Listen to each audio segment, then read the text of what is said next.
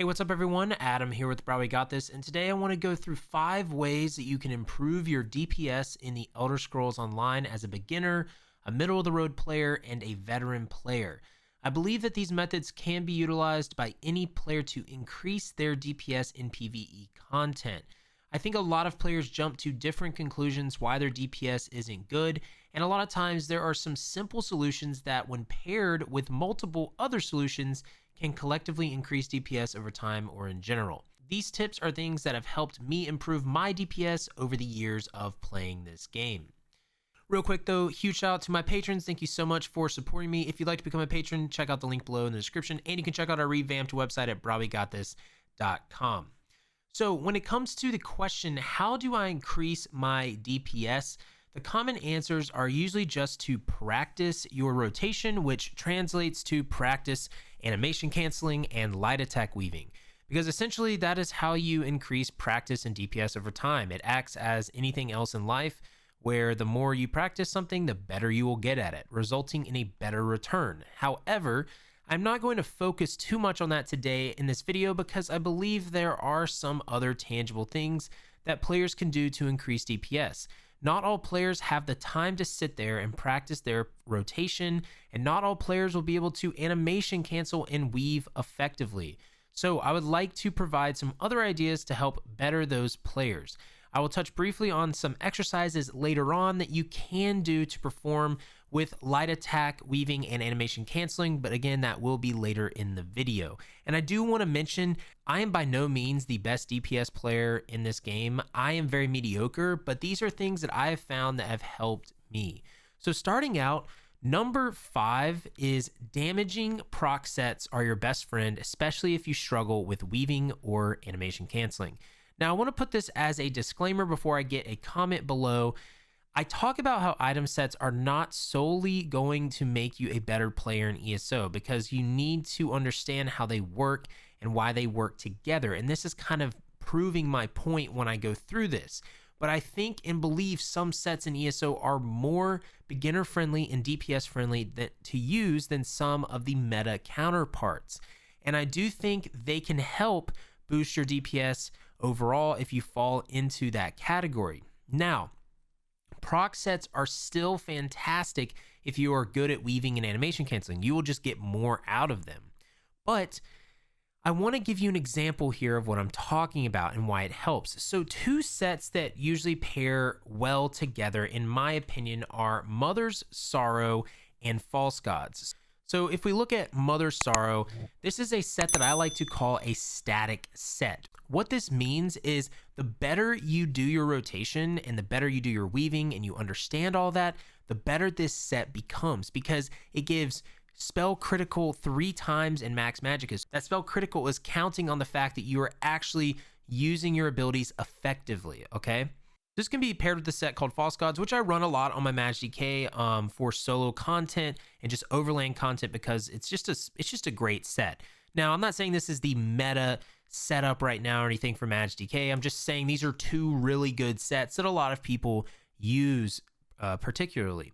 And so with False Gods, you get some amazing benefits with this, right? You get the Minor Slayer, which is really nice. You get cost reduction of your magicka abilities. You get magicka back when an enemy dies. So these sets are solid sets, right? And False Gods is something I like to call a non-damaging proc set, if that makes sense, because you're not necessarily proccing damage from it. So like, you using this is not doing damage to the enemy from the actual set. What I like to call a damaging proc set is like Overwhelming Surge. Overwhelming Surge actually does damage when it procs, right? When you deal damage with a class ability, you surround yourself with a torrent that deals 1327 shock damage to enemies within 8 meters of you 1 second for 6 seconds. Okay, so that is a damaging proc set.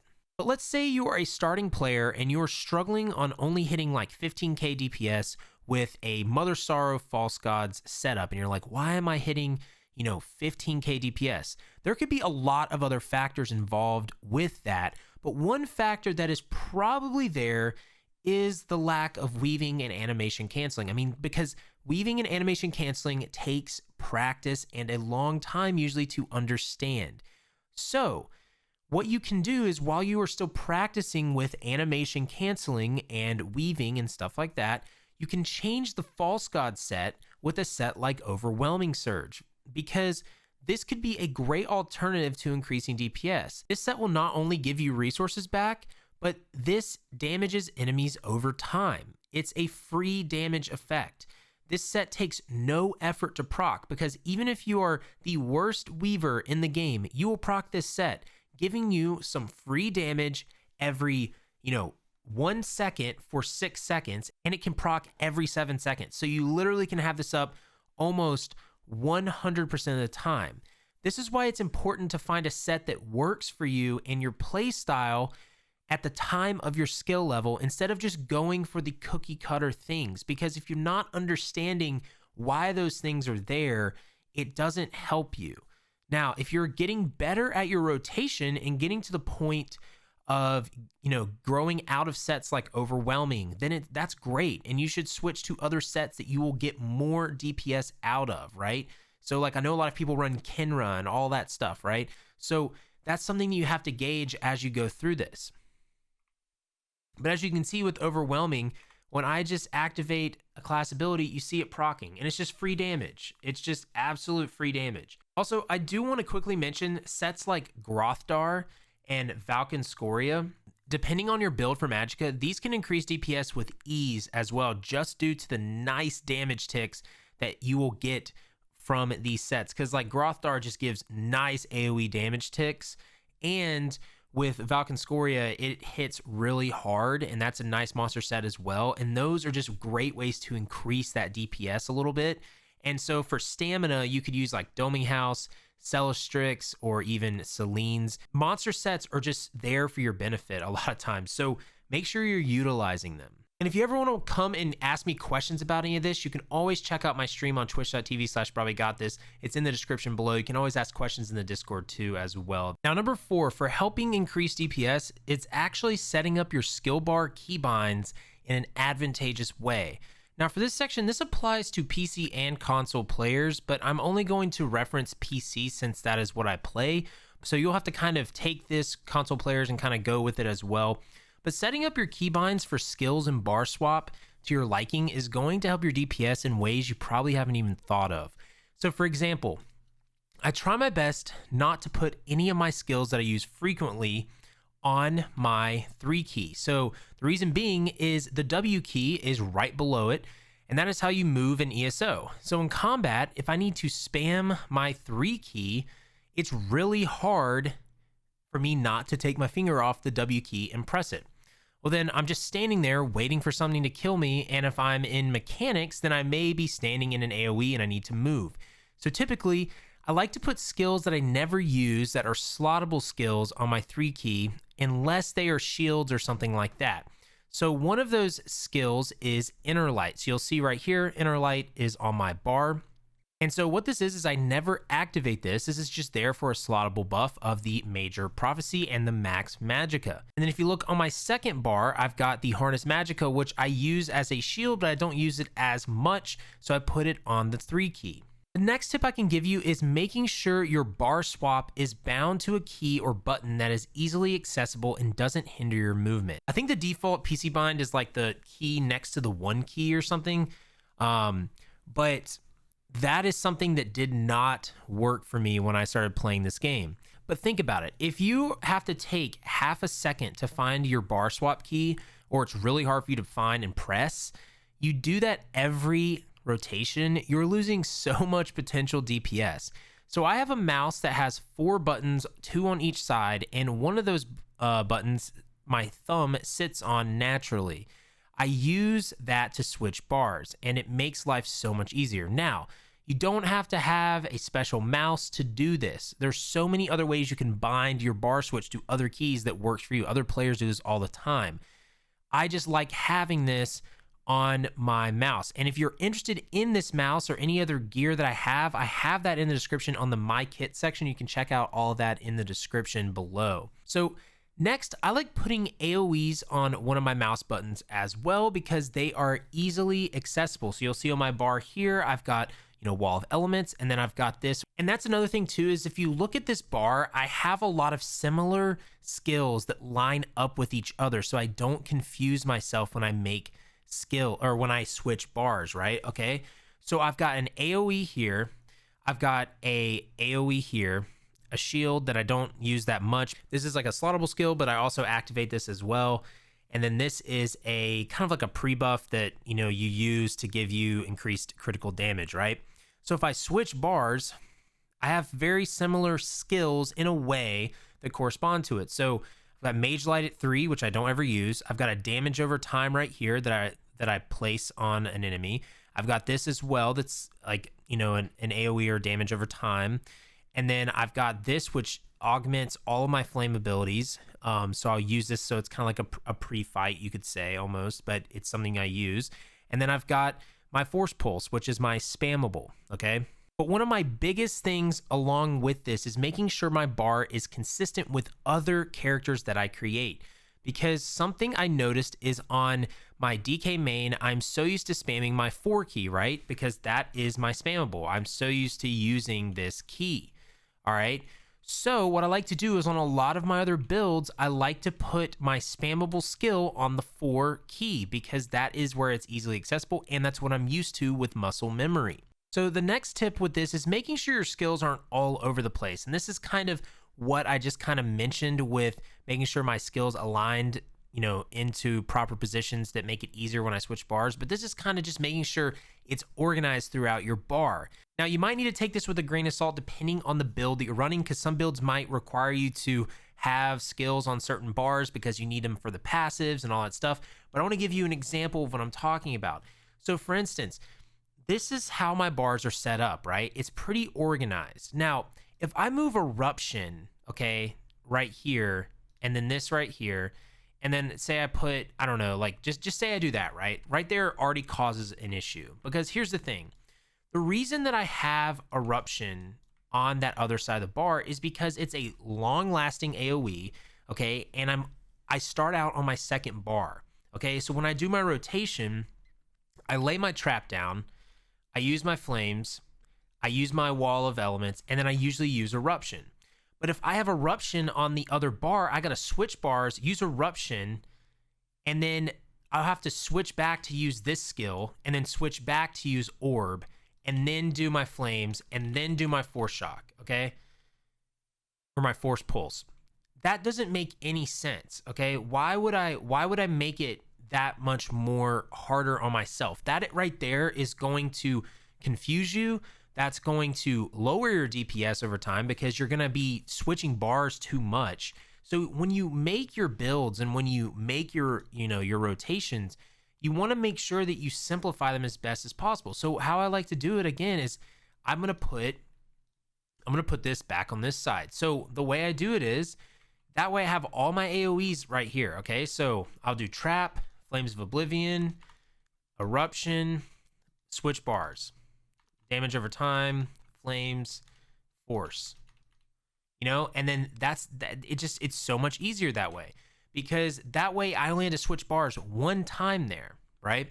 So that's just something you need to keep in mind with this. Now, the last thing I want to mention with bar setup that can help is take this skill Inner Light, for instance, okay? You want to make sure you have skills like this, okay, on the bar that you were doing the most damage on, because this is giving us spell critical boost right now with Major Prophecy, okay? So we want this on the bar that we're doing a lot of our damage on. So that's this bar because we're using Force Pulse and we're using these other abilities. So we don't want this on the other bar because we're not on that bar a lot. We're laying these down and then we're switching and using a lot of these abilities, right? So that's something else you need to keep in mind. Okay, number 3 is having the right traits in Mundus Stone. For DPS, you want Divines almost all the time, and you aren't always going to have a Divine roll on your armor, but having this trait really stacks up nicely and can increase your damage. Now, in order to have this happen, you need to make sure you are utilizing the right Mundus Stone and using one in general. I feel like some people don't use Mundus Stones. You just definitely want to make sure you have a Mundus Stone. I'll show you in a second why. But for DPS, a lot of times you want to either use the Thief or the Shadow Mundus Stone. And the Shadow Mundus Stone increases critical damage and healing. So if you look right here, increases your critical damage and healing by X percentage. And the Thief will increase your weapon and spell critical strike ratings. We're not going to go to the Thief though right now. So let's take the Shadow Mundus Stone for example. If you don't have the Mundus Stone active, okay, you're normally going to miss out on 11% critical damage and healing done. That's 11%. So that means when you crit, you're going to do 11% less damage than if you just have the stone active. Right there, that's an 11% crit damage boost. So that right there is going to help some people, okay? Now, if you don't have all your 7 armor pieces in divines, you're going to miss even more percentage, okay? So right now, you'll see that I have only 3 pieces of divines because I've actually switched this setup a little bit.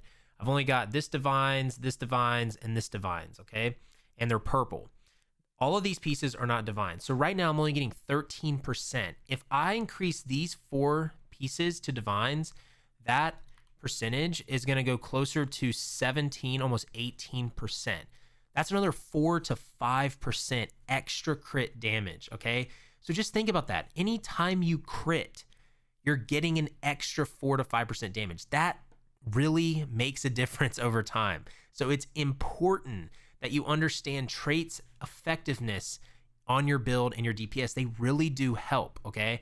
And they're really nice. Now, again, I don't harp on traits so much when you're under level 50, but when you get into the end game of ESO, you need to pay attention to those traits in the Mundus Stone.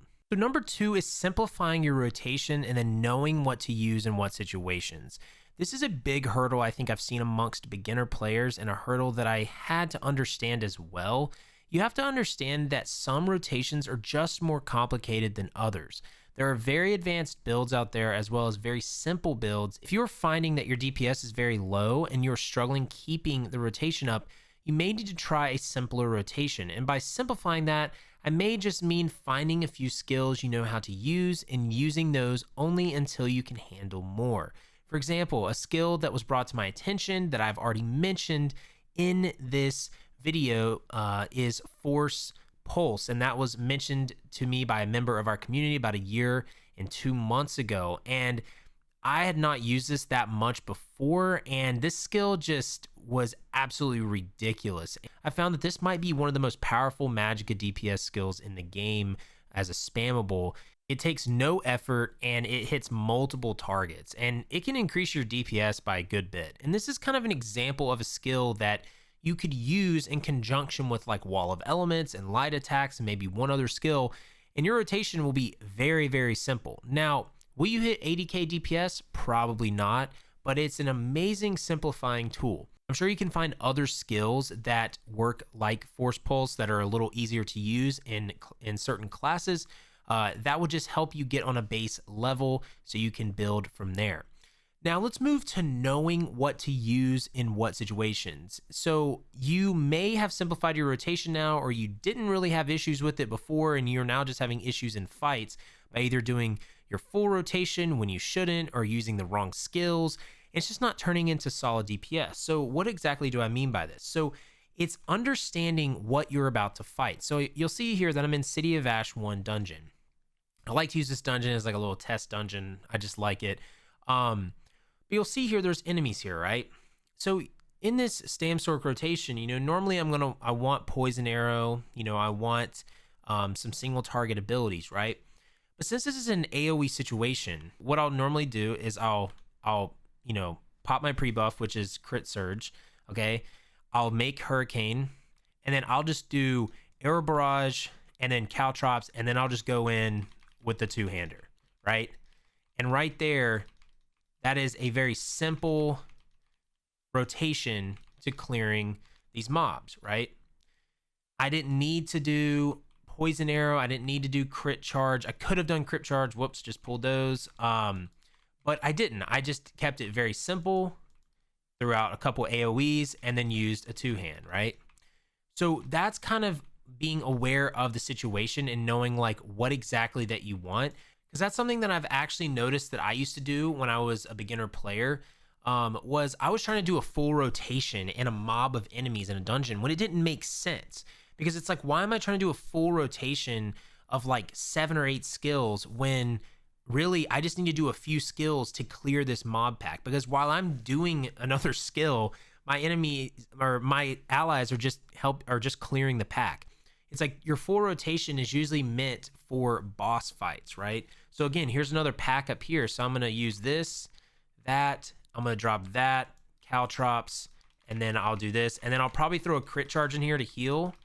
And then I'll just keep using my 2-hand, right? I use another crit charge to heal. Then I'll throw another arrow down, hurricane.